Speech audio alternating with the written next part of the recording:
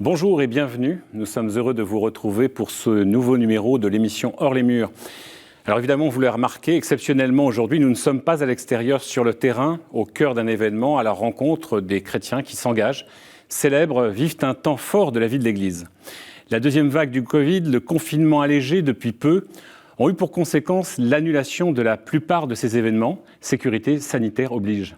Priorité à l'arrêt de cette pandémie qui, depuis le début du mois de mars, nous fait vivre si différemment. Et c'est de cette vie différente dont nous voulons vous parler au cours de cette émission. La pandémie a complètement bouleversé la vie des Français, dont les catholiques, dans leurs activités, obligeant tout le monde à s'adapter.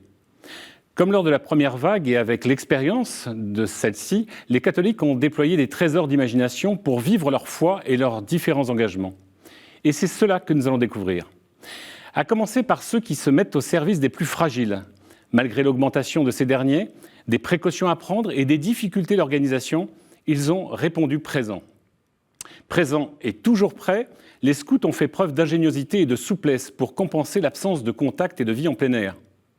Dans les paroisses, la vie a également changé, mais les activités pastorales comme le catéchisme ont continué avec l'implication de tous, famille comprise. Enfin, le cœur de la vie chrétienne, la célébration eucharistique qui a fait l'actualité ces derniers jours, ne s'est pas interrompue. Nous verrons comment cela s'est vécu et nous en parlerons avec nos invités.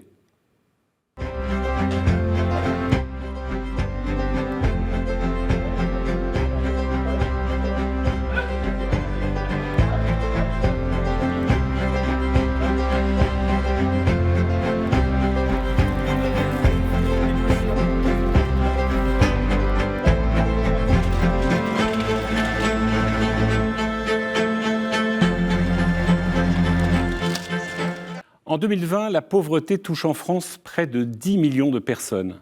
Un chiffre spectaculaire issu du rapport annuel du Secours catholique publié il y a quelques semaines. La pauvreté dans notre pays ne date pas d'hier et ses causes sont multiples, mais la situation s'est profondément aggravée depuis le début de la pandémie, touchant des foyers qui ont dû faire appel à l'aide des associations caritatives. Reportage en Avignon dans l'antenne locale du Secours catholique. La soupe est chaude, tout est prêt pour accueillir les personnes qui viennent récupérer leur repas. L'accueil du jour est ouvert 6 jours sur 7 et depuis le confinement, le Secours catholique d'Avignon accueille plus de 180 personnes par jour. Une augmentation de 20% par rapport à l'année dernière. C'est un lieu d'accueil pour les personnes qui sont à la rue ou en logement très précaire. On vient en aide d'abord sur la question alimentaire avec le petit déjeuner. Et puis là, depuis la crise liée au Covid, avec des repas un peu aussi pour le midi. C'est aussi un lieu où les personnes peuvent accéder à une douche et à une laverie. Et puis la possibilité de faire des démarches administratives, alors notamment pour accéder aux droits sociaux, les démarches aussi administratives pour les personnes qui sont dans des situations de migration. Ici, le Secours catholique compte 90 bénévoles avec 8 à 12 personnes présentes chaque matinée.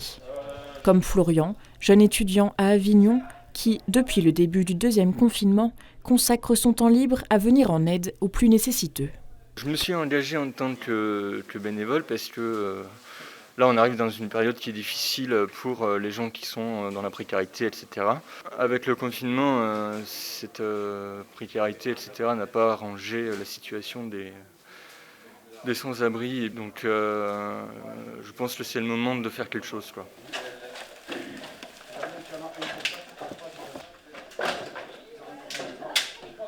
Ok, les maraudes maintenant, vous pouvez partir, là, il est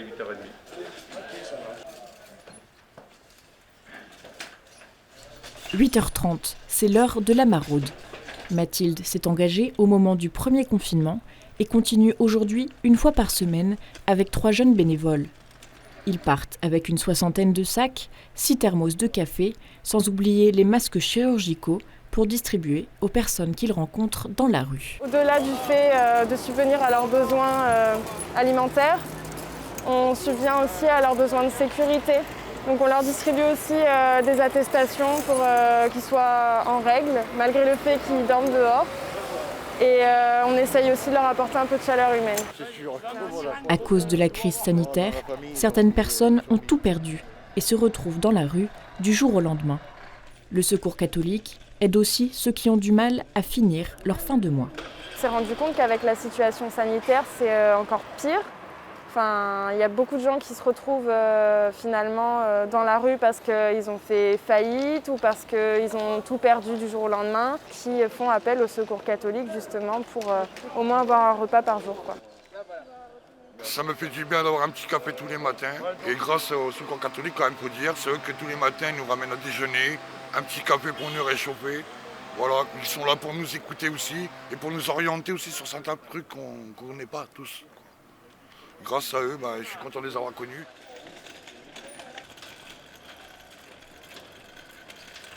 Le fait de toujours être présent tous les matins permet de renforcer la confiance que les accueillis et que les bénéficiaires ont en nous. Et ce lien de confiance permet vraiment de pouvoir leur venir en aide, peut-être un tout petit peu, mais ça leur permet aussi de faire certaines démarches qu'ils n'auraient pas fait en temps normal. On avait le cas de Dimitri, typiquement, qui est un habitué et à force de lui répéter tous les jours qu'il faudrait qu'il fasse ces démarches, il les a faites et là, je pense que la situation pour lui va se débloquer. Ça va vraiment être une vraie aide pour lui. 11 heures, de retour à l'accueil de jour. Ce deuxième confinement les empêche d'accueillir les personnes démunies à l'intérieur. Pour autant, il n'est pas question pour eux d'arrêter d'apporter un soutien en cette période difficile. Alors en ce moment, c'est pour nous d'autant plus important d'être à l'écoute et d'accueillir les personnes parce qu'on sent que le lien social se distend, qu'il est de plus en plus difficile de trouver des lieux où les personnes peuvent être aidées. Et il nous semble important de laisser nos lieux existants ouverts et puis d'en ouvrir de nouveaux et puis de mettre en place des démarches pour aller à la rencontre des personnes parce qu'on se rend bien compte que le lien est difficile des deux côtés, pour les personnes en précarité et aussi pour les équipes bénévoles. Et il faut vraiment qu'on arrive à maintenir ce lien-là. La matinée se finit par une relecture en équipe. Une des questions qui se posent, c'est l'arrivée de l'hiver. C'est pourquoi l'équipe se réorganise pour ne pas seulement subvenir aux besoins alimentaires, mais aussi pour pouvoir offrir cette année des vêtements chauds. Paul Piron, bonjour. Bonjour. Alors vous n'êtes pas du Secours catholique, mais vous passez du temps, vous consacrez du temps au service des autres, puisque vous êtes bénévole depuis 5 ans dans la Société Saint-Vincent-de-Paul. On vous appelle les Vincentiens, c'est ça ? C'est ça. Et vous êtes sur la paroisse Trinité-des-Monts. Saint-Étienne-du-Mont. Saint-Étienne-du-Mont, pardon. 25e. Avec l'expérience et le premier confinement du mois de mars, est-ce que vous étiez d'une certaine manière prêt à affronter ce second confinement ? Je pense qu'on a beaucoup appris du premier confinement, notamment Alors, la Société de Saint-Vincent-de-Paul, notamment, est essentiellement sur le terrain, ce ne sont que des bénévoles. Et là, on a dû réapprendre notamment à tisser des partenariats. Je prends par exemple la mairie de Paris, les acteurs diocésains, pour essayer d'être plus, même si j'aime pas beaucoup le mot, performants sur le terrain, pour aller chercher notamment des denrées alimentaires, des autorisations, des barnums, pour que à Saint-Étienne-du-Mont, par exemple, pour que les petits déjeuners solidaires aient lieu le samedi matin. Alors vous avez évoqué l'expérience du premier confinement, reproduit évidemment au second confinement. Est-ce que vous avez pris des initiatives, des choses assez originales pour ce deuxième confinement ? Alors, on a réactivé notamment en partenariat avec le diocèse de Paris et la mairie la mission camionnette solidaire qui... alors, l'idée, c'est de trouver un site sur Paris où stocker des denrées alimentaires qu'on aurait récupérées soit avec des partenariats, soit avec... au moyen de collecte alimentaire, pour après redistribuer ces denrées pour essayer d'aider les épiceries solidaires, les points de collecte solidaires du réseau Vincentien sur Paris et des épiceries tenues par les paroisses sur la capitale.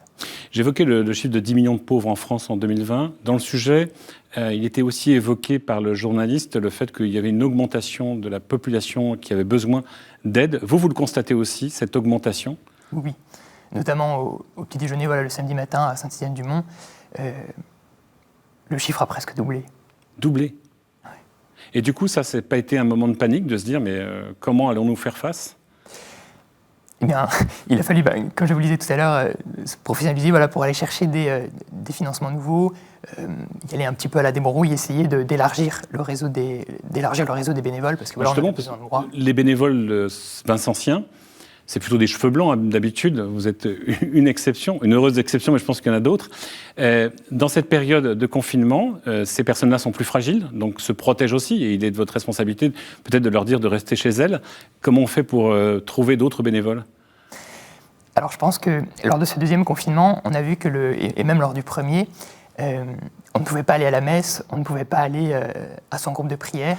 Qu'est-ce qui était ouvert ? Qu'est-ce qui pouvait, disons, montrer le visage de l'Église au monde, et notamment aux plus pauvres ? C'était les associations caritatives en lien avec l'Église, bien entendu. Et je pense que ça a permis à des jeunes, au moins, de comprendre qu'ils pouvaient servir auprès des plus pauvres et faire Église à ce moment-là.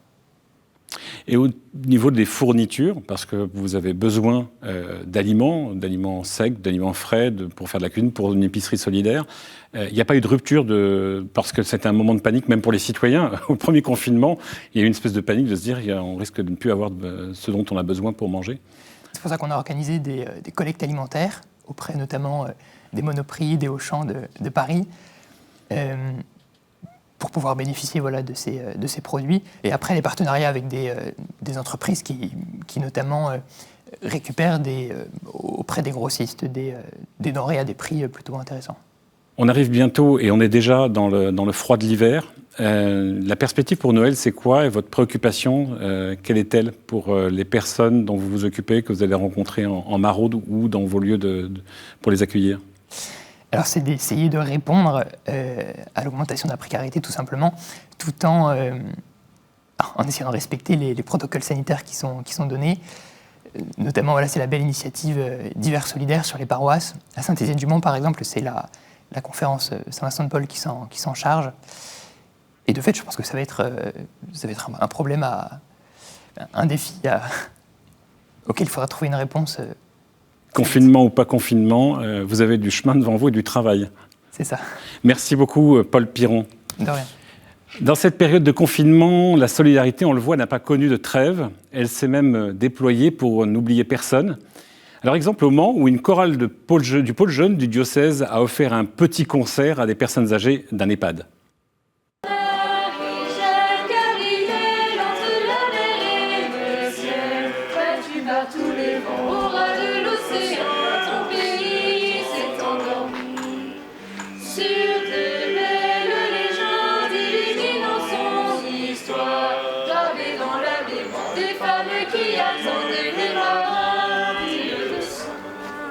Déjà, ça fait du bien pour les jeunes, puisque dans le premier confinement, c'était assez difficile pour eux d'être enfermés. On était aussi un peu apeurés de sortir. Et là, le fait du deuxième confinement, on sent qu'il y a quelque chose de différent. On est plus prêt à aller vers l'extérieur. On a moins la boule au ventre et on se dit maintenant, notre mission, elle est ailleurs qu'au sein de notre bureau. Donc c'est aussi un souhait des jeunes de se dire, nous on veut être actifs, on veut être au service. Allez, bon après-midi. Oh, merci. Merci de votre présence. Merci à vous pour l'accueil. Donc on a bien senti dans le premier confinement la difficulté pour ces personnes âgées d'être isolées, seules. Et vraiment dans ce deuxième confinement, c'est la première chose qui nous est ressortie en disant juste, on ne veut pas revivre ce qu'on a vécu dans ce premier confinement. Et ce qui est assez simple, c'est qu'on nous accueille dans les jardins. Donc on ne va absolument pas à l'intérieur, on n'est pas du tout en contact avec les personnes âgées, pour ne pas non plus les mettre en difficulté, mais vraiment on nous accueille, donc voilà, dans les jardins, et ça nous suffit amplement.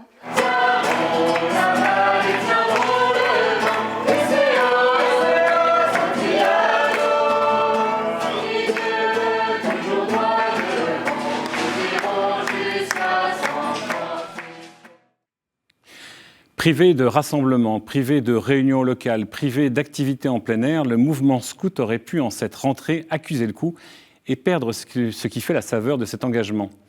C'est mal connaître un mouvement qui a pour principale qualité de savoir s'adapter et trouver les moyens de vivre sa mission, pour soi et pour les autres, envers et malgré tout. Exemple à Lyon, avec le groupe des scouts de France de la Presqu'île. Ce dimanche, c'est l'heure des scouts pour Maëlle, 16 ans. Chemise et foulard sont de mise pour une réunion un peu spéciale. Donc, aujourd'hui, on va participer à une réunion scout grâce à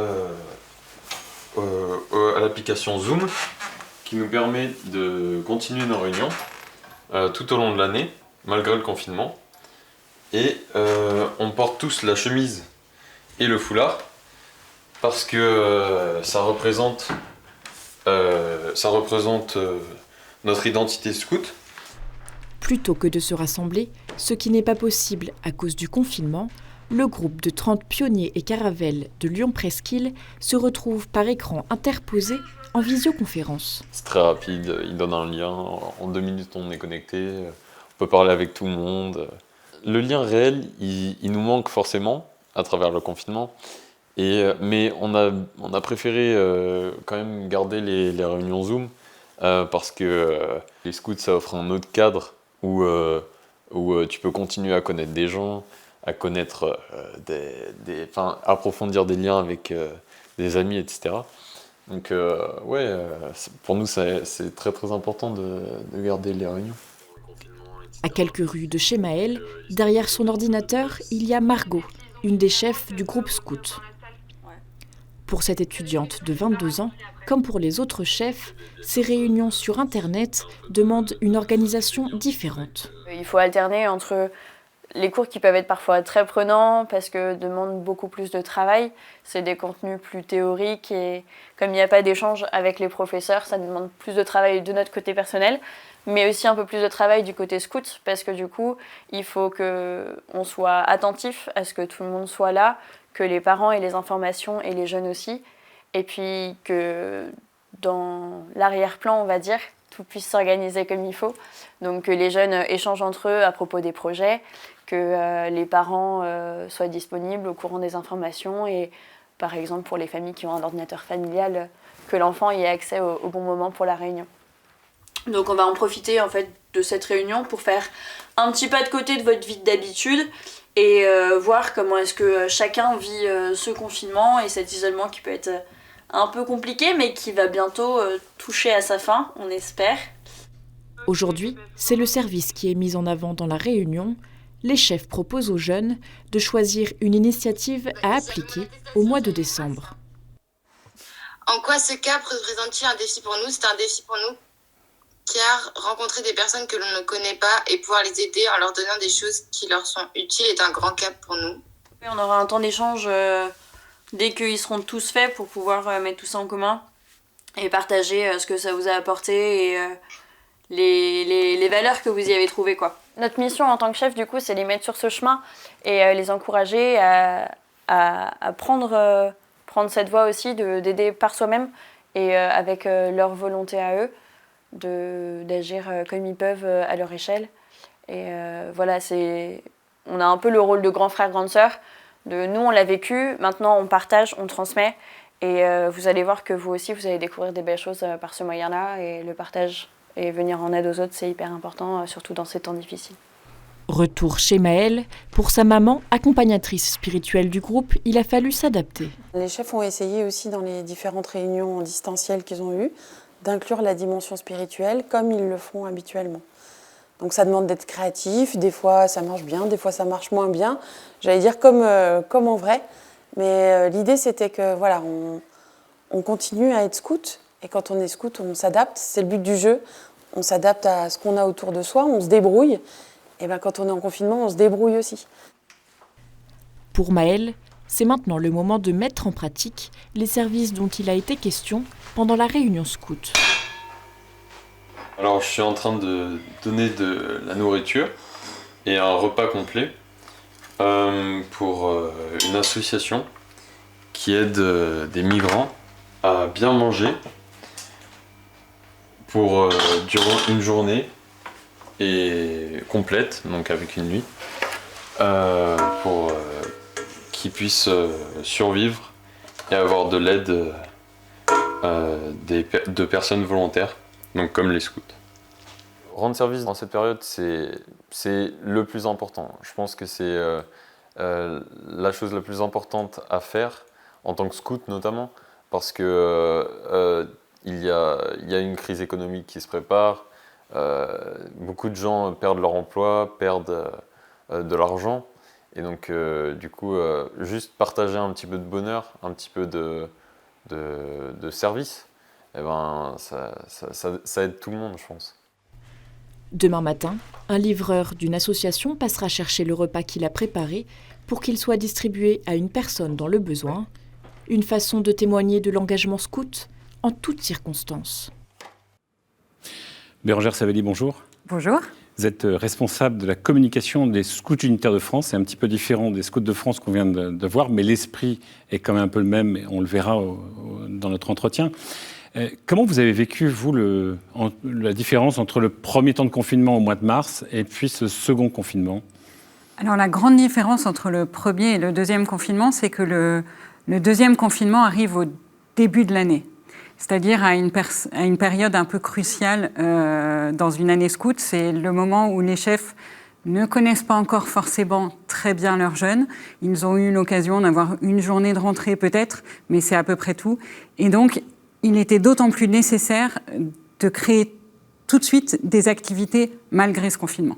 Est-ce qu'on peut redire un peu ce que représente l'ensemble du mouvement scout unitaire de France ? Alors les SUF, nous sommes actuellement à peu près 30 000 adhérents. 4 250 chefs, 300 bénévoles au service du mouvement et voilà.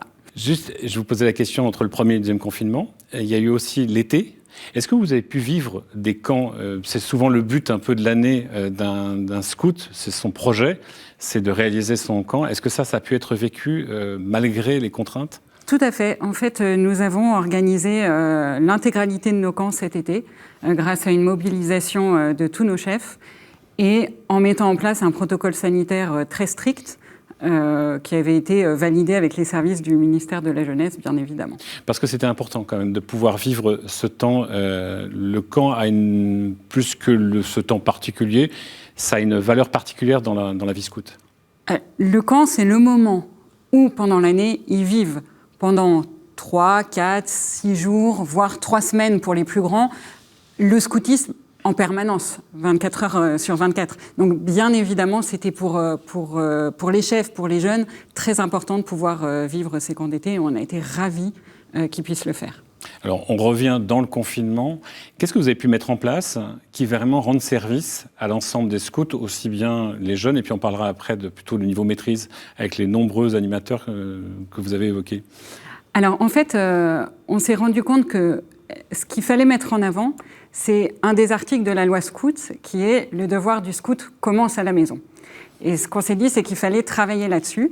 Et donc, les équipes nationales, c'est-à-dire les jeunes bénévoles qui gèrent le mouvement, ont mis en place en quelques jours un site internet qui s'appelle Scout à la maison, qui est accessible à tous, quel que soit son mouvement scout, scout ou non scout d'ailleurs, et sur lequel les jeunes et leurs chefs peuvent retrouver une multitude d'idées d'activités pour vivre le scoutisme à la maison.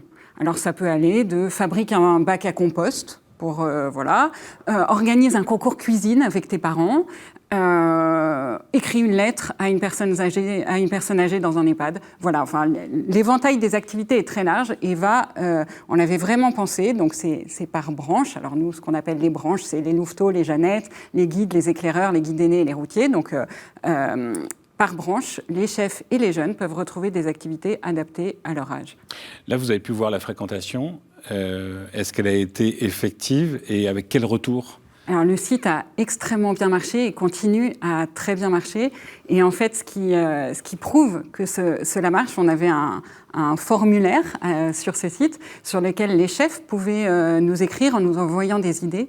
Et en fait, il ne se passe pas une journée sans que je reçoive au moins 1, 2, 3 nouvelles idées pour enrichir ce site. Donc c'est ça qui est fabuleux, c'est que ce site, il vit et il continue à vivre et nous continuons à mettre de nouvelles activités tous les jours. On dit souvent que les contraintes font naître des opportunités. En l'occurrence, vous évoquiez le fait que ça a dépassé la sphère scout au sens strict, c'est-à-dire que c'est allé au-delà de personnes qui pouvaient le consulter et qui vous ont fait des retours également ? Tout à fait. En fait, on a vraiment pensé ce site comme un site ouvert. On aurait pu le réserver à nos adhérents en mettant un mot de passe. Et vraiment, ce n'était pas du tout l'objectif. On s'est dit finalement, nos scouts sont confinés, mais c'est aussi le cas de tous les autres scouts, de tous les autres mouvements, parce que nous ne sommes qu'un des 10 mouvements reconnus par l'État. Et on voulait vraiment que tous les jeunes scouts puissent y avoir accès. Et alors, je ne peux pas vous dire si des jeunes non-scouts sont allés voir et se sont inspirés de ces idées, mais en tout cas, ce qui est sûr, c'est que nous avons eu des visites de scouts non-SUF. Alors on l'a vu dans ce sujet, Maël, à la fin de la réunion, s'engage lui à préparer un repas pour une association qu'il distribuera ensuite. Il y a eu du concret aussi chez les SUF, de l'action sur le terrain. Tout à fait. Alors là, c'était effectivement plus pour nos aînés, donc pour les plus âgés, entre 18 et 24 ans. Par exemple, nous avons été contactés, comme lors du premier confinement, par l'AP-HP, donc les hôpitaux de Paris, qui avaient besoin de bénévoles dans les services de restauration ou de logistique. Et donc, nos aînés se sont engagés et sont allés aider les hôpitaux de Paris. On en a d'autres qui sont allés aider dans des EHPAD, ou alors faire des maraudes, ou ne serait-ce que pour les plus jeunes, écrire une lettre à une personne âgée isolée. Vous avez dit aussi qu'il y avait plusieurs milliers de chefs. Comment vous les avez accompagnés? Parce qu'on le voit ici, il y a une animation qui a l'air assez au point avec le système Zoom. Il y en a d'autres. Comment vous avez accompagné ces chefs-là? Alors, pour nos chefs, ils avaient donc accès au site Scout à la maison. Et pour les chefs de groupe, alors les chefs de groupe chez nous, c'est le couple qui est en charge d'un groupe de jeunes avec une ronde de Jeannette, une meute de louveteaux, etc. Et ces chefs de groupe, normalement, traditionnellement, au mois de novembre, nous organisons pour eux, pour lancer l'année, un week-end dédié aux chefs de groupe. Cette année, bien évidemment, rassembler 500 personnes, ça n'était pas possible. Donc, nous avons organisé une après-midi de retrouvailles des CG virtuelles, donc via Zoom, encore une fois, au cours de laquelle nous avons réussi à vivre de vrais moments scouts. C'est-à-dire que... C'est ça qui est étonnant, hein, c'est que... Oui. Ouais. Au départ, on était un peu dubitatif en se disant, est-ce que la mayonnaise va prendre? Et en fait, on a réussi à les faire jouer. On a fait un Pictionary par équipe, ça a marché du feu de Dieu. Alors, il fallait qu'ils trouvent des mots comme subsidiarité, alors des mots SUF, hein, donc tripode, bonhomme, service, enfin voilà. Ça a très bien marché. Il y a eu les investitures de nos commissaires généraux en live. On avait fait un concours de vidéos sur le thème de nos 50 ans, parce que l'année prochaine, nous aurons 50 ans. Enfin, voilà. Et finalement, ça a été 2h30 de vrais moments scouts. Je vous souhaite, Bérangère, de continuer à en vivre. Visiblement, le pli est pris. On ne souhaite pas que ce confinement dure plus longtemps, mais visiblement, vous avez créé des choses qui vont perdurer, et j'espère qu'on aura le plaisir d'en reparler par la suite.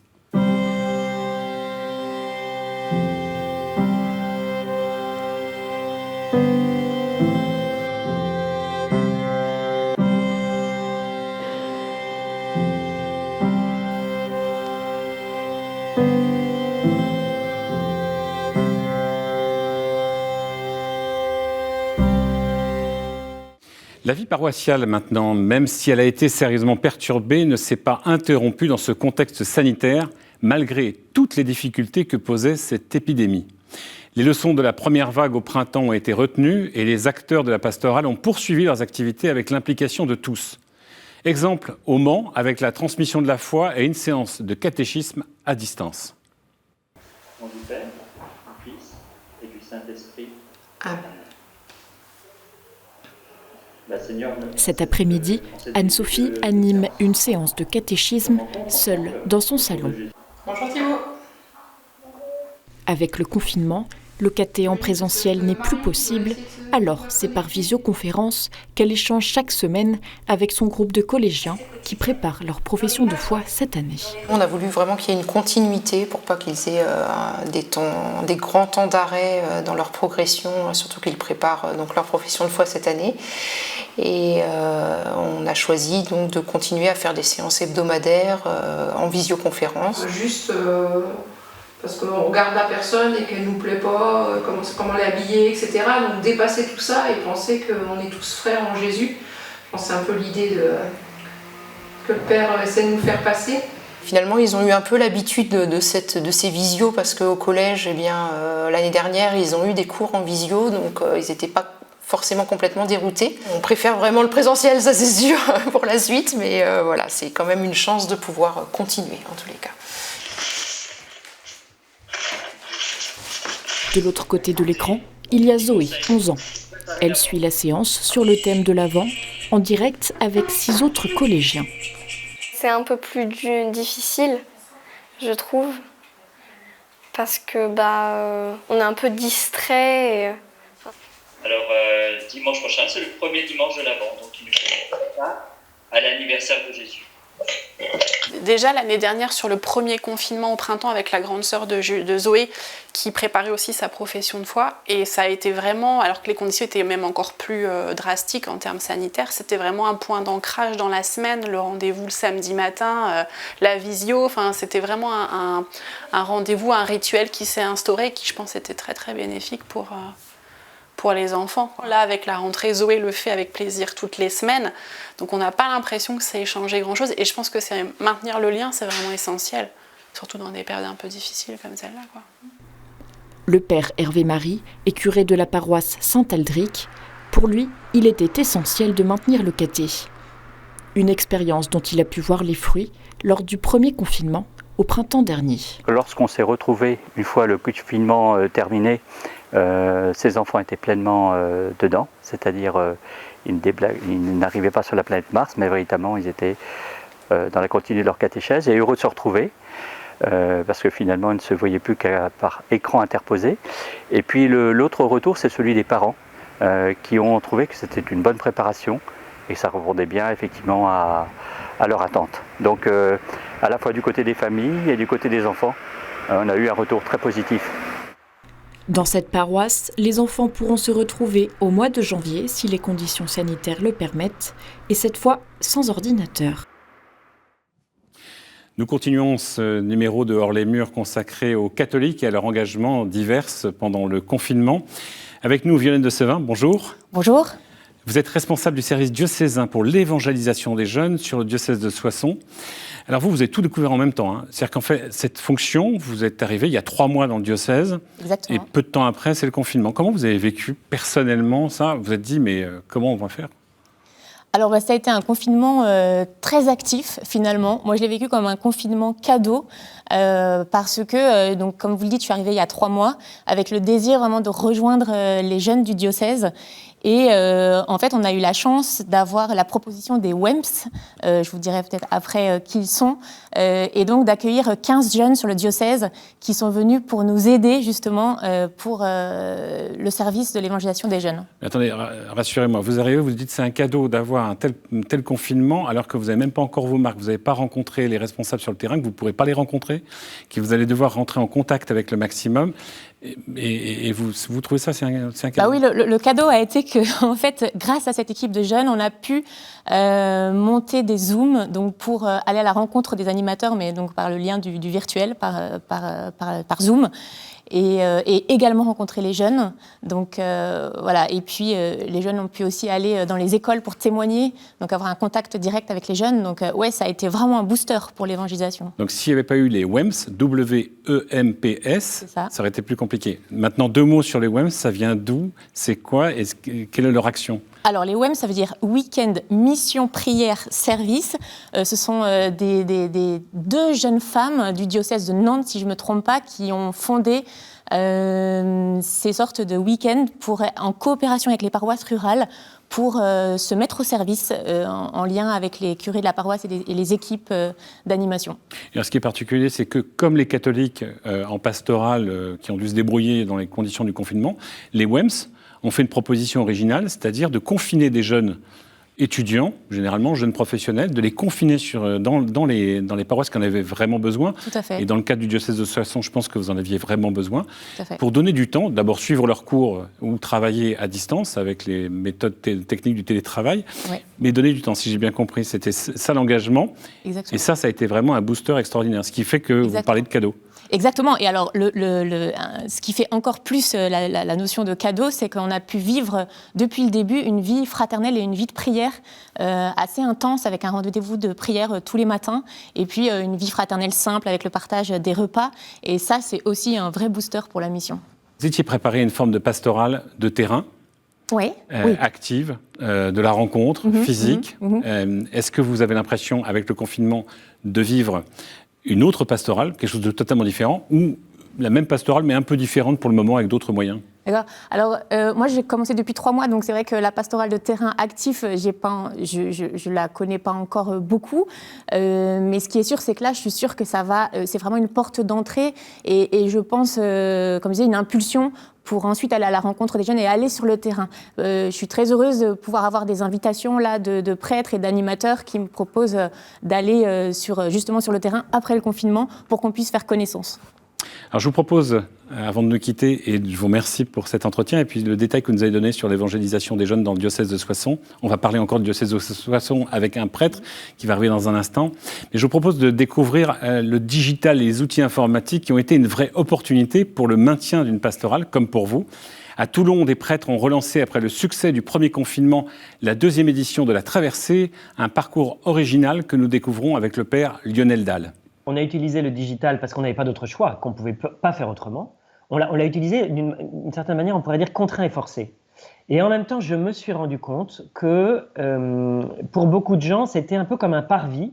Et on a eu une part significative de personnes qui se sont inscrites, peut-être 20%, des gens qui nous ont écrit en nous disant « Moi, je ne vais pas à l'église, je ne vais plus à l'église, ça fait des années que je ne vais pas à l'église. Et par la traversée, vous êtes en train de me réconcilier. » Et je me suis rendu compte qu'en fait, c'était beaucoup plus facile de s'inscrire à un parcours numérique que d'aller à une réunion dans une salle paroissiale. Et donc, il y avait cet effet de parvis, c'est-à-dire d'accueil, où je suis chez moi, je suis sécurisé, je peux éteindre, et je peux aussi m'approcher de l'église à ma vitesse, on pourrait dire, à mon rythme. Et donc, je pense que c'est vraiment, au départ, je me disais comme c'est un peu une contrainte, on est obligé de faire numériquement, et maintenant je me dis c'est peut-être un atout, même si après il y a cette question de revenir vers, ou de venir tout simplement vers l'église physique, il y a en tout cas, tout le premier moment est facilité, en tout cas la première marche est abaissée, je trouve. Et donc ça peut être un outil très intéressant, peut-être aujourd'hui il faut les deux, pas dire l'un ou l'autre, mais plutôt les deux, pour des gens différents, pour des motifs différents, des actions différentes. En quelques jours et après une décision et une jauge jugées inacceptables et surtout inapplicables, la question des messes et avec elle de la liberté des religions a fait la une de l'actualité à la fin du mois de novembre. Si le Conseil d'État a finalement tranché et que le climat s'est apaisé, cet épisode a été l'occasion de mesurer combien la célébration eucharistique était essentielle dans la vie des croyants et comment chacun a pu la vivre dans le respect des règles strictes de confinement. C'est un reportage à Montreuil, à Poissy et à Paris. Des bougies, un vidéoprojecteur, des activités pour les enfants. À Montreuil, en Seine-Saint-Denis, les Delval s'apprêtent à vivre la messe en direct depuis leur salon. La famille est maintenant rodée, mais avec 2 petites filles, ce n'est pas toujours simple. Alors déjà, il y a l'installation, s'assurer qu'il y ait des activités possibles pour les enfants pour que la messe se déroule le mieux possible, qu'on n'ait pas besoin de trop intervenir et être disponible pour la messe.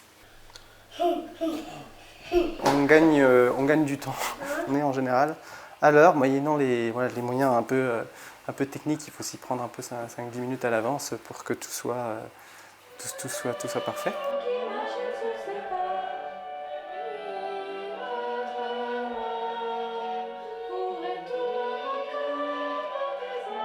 Il y a un effort supplémentaire, je dirais, à faire pour vraiment se mettre dans une situation comme si on était dans l'église. Je pense que c'est ces premiers moments, là, ce premier chant d'entrée qui est important pour réussir à se préparer finalement en moins de temps, mais en essayant d'être peut-être plus intense dans sa façon de prier tout au début de la messe.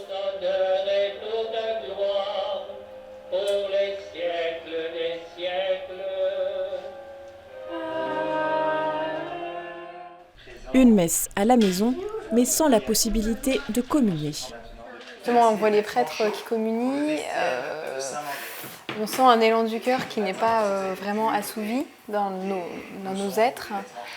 Il est parfois possible d'aller à l'église pour recevoir le corps du Christ un peu plus tard dans la journée. Après, c'est pas toujours possible, donc du coup, il faut prier plus fort, se mettre bien dans le chant, fermer les yeux de façon plus intense, mais ce n'est pas pareil, ça c'est sûr. Recevoir le corps du Christ plus tard dans la journée, c'est ce que la paroisse de Poissy, dans les Yvelines, propose. L'Église accueille tous ceux qui le désirent pour recevoir le corps du Christ en dehors de la messe. Nous proposons la présence d'un prêtre qui pose sur l'autel la réserve eucharistique. Et le prêtre se tient à la disposition des paroissiens pour proposer le sacrement de confession, pour écouter, et puis pour recevoir les paroissiens qui désirent communier. Donc un paroissien va voir le prêtre pour lui dire « je désire communier ».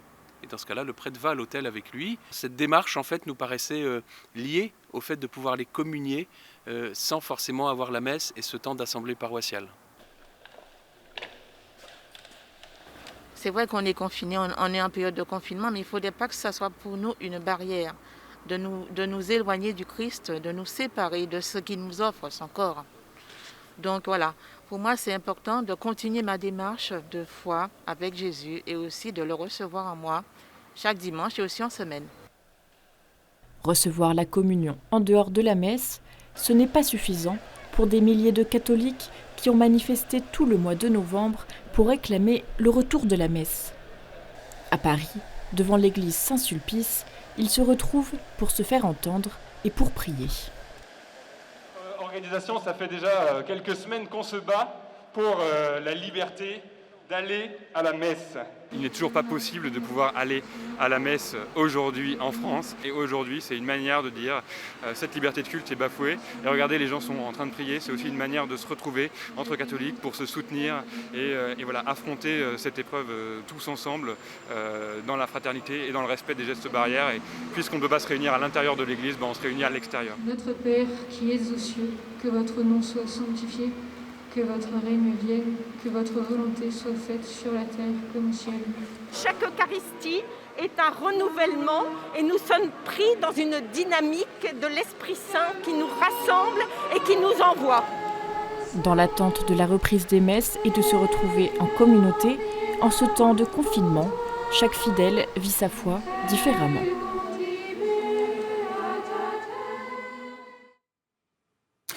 Pour la dernière partie de cette émission, j'ai le plaisir d'accueillir deux prêtres, le père Gérard Randy Aïchoua. Bonjour, vous êtes du diocèse de Soissons. Bonjour.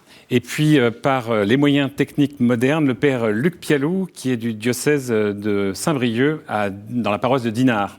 Bonjour, père. Bonjour. Alors, père Gérard, vous êtes arrivé il y a 3 ans en France en provenance de Madagascar. Vous êtes aujourd'hui sur 2 paroisses et pas moins de 52 clochers. Oui. Quel souvenir vous gardez encore du premier confinement l'année dernière, enfin au mois de mars? D'abord, au début du premier confinement, mon évêque, Renaud de Dinéchin, il nous avait demandé de trouver une solution afin de garder le lien avec les paroissiens. Et du coup, moi, je me suis interrogé comment j'allais faire pour tisser le lien, pour garder les liens existants. Donc, j'ai envoyé plusieurs mails à mes paroissiens pour connaître leur avis. Et j'ai un paroissien, il s'appelle Alexandre, qui m'a proposé, Monsieur l'abbé, on va créer un compte YouTube.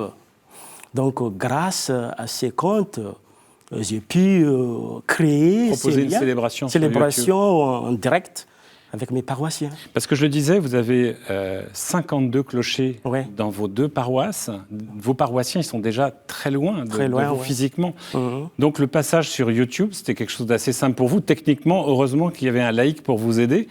Mais sur le fond, déjà, cette distance existe dans le rapport aux paroissiens parce que c'est un très grand territoire. Pour pouvoir communiquer à mes paroissiens, parce qu'il y a beaucoup de distance, j'ai fait beaucoup de la route pour les rejoindre. Et j'ai envoyé plusieurs messages à mes paroissiens, parce qu'il y a beaucoup de mes paroissiens, personnes âgées, qui n'ont pas l'accès à l'Internet. Voilà. Donc, oui, c'est ça, c'est pas tout d'avoir vous les moyens de proposer. Non, c'est pas tout. Donc moi-même, j'ai déposé aux boîtes aux lettres de mes paroissiens pour donner un message de réconfort, de soutien, voilà. Père Luc Pialou, alors vous êtes dans un contexte très différent du père Gérard. En 2 mots, votre paroisse, c'est Dinard, un côté plutôt urbain, et puis vous n'êtes pas tout seul. Alors oui, moi j'ai 2 paroisses, donc Dinard qui est une petite ville l'hiver et une grosse station balnéaire l'été. Voilà, où on est. Et puis Pleurtuis, qui est un petit peu plus dans les terres, Dinard étant au bord de mer, et ça fait en tout 25 000 habitants pour 7 clochers, l'ensemble de ces 2 paroisses, et 100 000 habitants l'été. Et comme le Père Gérard, vous avez été confronté à au même besoin, à la même nécessité d'utiliser des outils Internet tels que YouTube pour proposer aussi bien les célébrations que d'autres propositions.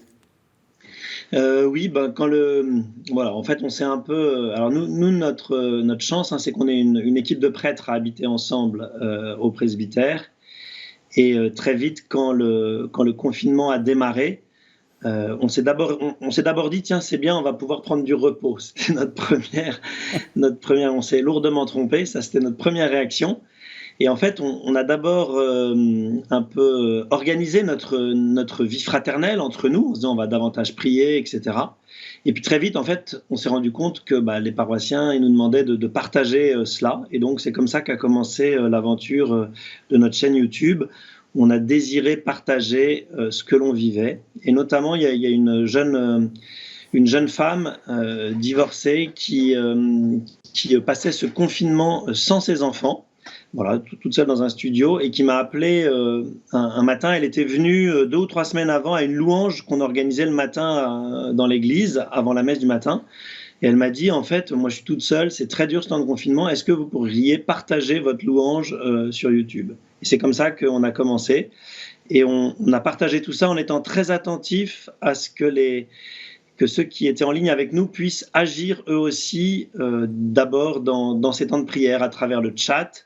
Voilà, on les a inclus progressivement, et puis toute la paroisse s'est inclue progressivement d'elle-même dans cette aventure, ce qui fait qu'on n'a pas proposé qu'un culte avec des prêtres, mais on a vraiment travaillé aussi avec le conseil pastoral pour que notre vie fraternelle, notre vie de paroisse continue avec les moyens du bord, et puis aussi continue à rayonner. Alors on voit quelques images de vos célébrations sur YouTube. Comme le Père Gérard, vous n'étiez pas forcément préparé à faire des messes télévisées, des messes... Nous, on s'est rendu compte que oui, c'était un moyen de communication nouveau qu'on ne connaissait pas, mais à travers la manière dont on a organisé ces temps de prière, ces messes, on avait vraiment l'impression qu'on n'avait pas une communauté virtuelle ou des gens irréels, mais qu'on avait vraiment des personnes... D'abord, nous, on était en chair et en os en train de célébrer la messe. Alors, c'est vrai, on célébrait à plusieurs, les prêtres ensemble. Et il y avait plein de personnes en chair et en os qui participaient. Et donc, on a vraiment essayé de faire en sorte que cette participation soit active. On leur a lancé des défis, par exemple, nous envoyer leurs photos d'eux, en train de regarder la messe ou de suivre une émission avec leurs enfants, avec les personnes avec qui ils étaient confinés, nous les envoyer, et on a réalisé des posters qu'on a affichés. On leur a demandé on les a invités aussi à de se suggérer des défis les uns aux autres, des défis de charité, des défis de prière. Voilà. Il y a toute une nouvelle manière de vivre la foi, bien réelle, voilà, j'insiste, bien réelle. C'est pour ça que nous, on parlait surtout pas de communauté virtuelle, parce que ça nous énervait un peu. On parle de communauté digitale. Le Père Gérard acquiesce à vos propos. C'est une autre modalité. Le Père Gérard acquiesce à vos propos. Oui. Vous aussi, vous avez craint d'avoir une paroisse virtuelle finalement? Oui, parce que la majorité de mes paroissiens est personnes âgées, n'ont pas l'accès, n'arrivent pas à manipuler l'Internet. Donc c'est difficile, mais quand même, il y a beaucoup de gens qui souhaitent, par exemple, après la messe, il y a beaucoup de ma paroissienne m'ont envoyé un message, Monsieur l'abbé, c'est très belle messe, merci.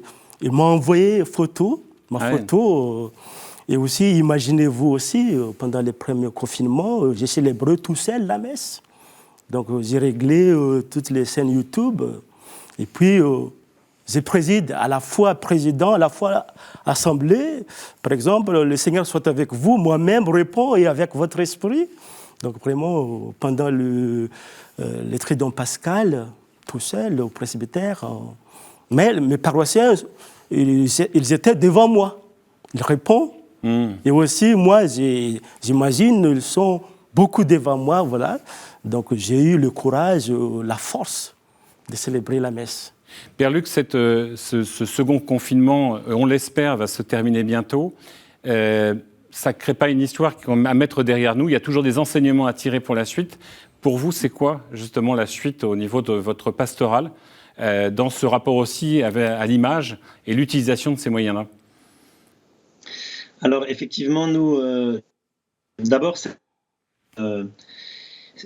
drôle, il y a quelques années, je m'étais toujours dit, il faudra un jour qu'on ait une chaîne YouTube avec la messe du dimanche pour les personnes de la paroisse qui ne peuvent plus aller à la messe, parce qu'elles sont en maison de retraite, parce qu'elles sont isolées, parce qu'elles sont malades. Et en fait, maintenant, on l'a, grâce au confinement. Quand le premier confinement s'est arrêté, on a envoyé un questionnaire aux personnes qui nous suivaient. Et en une journée, on a eu 500 réponses où tout le monde nous demandait de continuer, et notamment les personnes isolées, même les personnes âgées, les personnes fragilisées. Et donc, on a aussi fait en sorte que les personnes qui ont du mal à avoir accès à la technique puissent être visitées par des paroissiens pour leur installer, afin d'être en lien avec nous. Et donc, nous, on continue. On avait décidé, après le premier confinement, à cause de la demande, de vraiment continuer pour ces personnes-là. Et aussi pour en faire une fois par semaine un lieu d'unité paroissiale à travers une émission hebdomadaire. Quand on a 7 clochers, on ne peut pas dire la même chose à tout le monde dans tous les clochers au même moment. Et donc, on a gardé une émission hebdomadaire, là on la voit à l'écran, qui s'appelait Choisis la vie pendant le premier confinement, qui maintenant s'appelle Tous frères, qui est une émission hebdomadaire en fait où on donne des nouvelles, l'actualité de la paroisse, où on peut présenter l'un ou l'autre témoignage d'un paroissien, on peut présenter une activité pastorale, on peut présenter aussi un parcours. Par exemple, là, on s'est mis dans un parcours de prière pour le temps de l'Avent. On va devoir terminer. Et l'avantage, c'est que oui. Je vous sens tellement enthousiaste que la liste pourrait être longue. Et je crois que les téléspectateurs de KTO ont compris que vous étiez encore en chemin et que ce n'était pas fini et que ces expériences-là, en plus, on pourra les suivre je pense que très simplement, on doit pouvoir vous retrouver si on veut vivre avec vous ces réunions pastorales qui sont sûrement très enrichissantes. Même le Père Gérard les suivra également. Le Père Gérard m'a dit que lui, ses paroissiens sont revenus aussi, comme les vôtres, dimanche dernier, célébrer. Donc la vie continue. Il me reste juste à vous souhaiter un très bon chemin vers Noël, un très bel Avent, qui a démarré d'une manière un petit peu particulière, comme le temps de Pâques au printemps. Passez vraiment un très bon temps dans vos paroisses. Merci. Et tous nos vœux pour la suite. On le voit donc dans un contexte difficile, fort de l'expérience du premier confinement qui les avait confrontés à une situation complètement inédite. Les chrétiens ont donc répondu présent dans tous leurs engagements et déployé autrement leur vie spirituelle. Certes, les outils modernes comme Internet ont facilité les choses, mais cela demande néanmoins de l'énergie et de la persévérance de tous les acteurs de l'Église, prêtres, religieux, laïcs en responsabilité, pour que la flamme soit maintenue allumée. Et ces moyens ne remplaceront jamais la qualité de nos rencontres en présentiel avec son voisin, son frère ou une assemblée. Je vous souhaite de poursuivre ce chemin de l'Avent dans l'espérance qui jamais ne sera confiné et un temps de Noël dans la joie.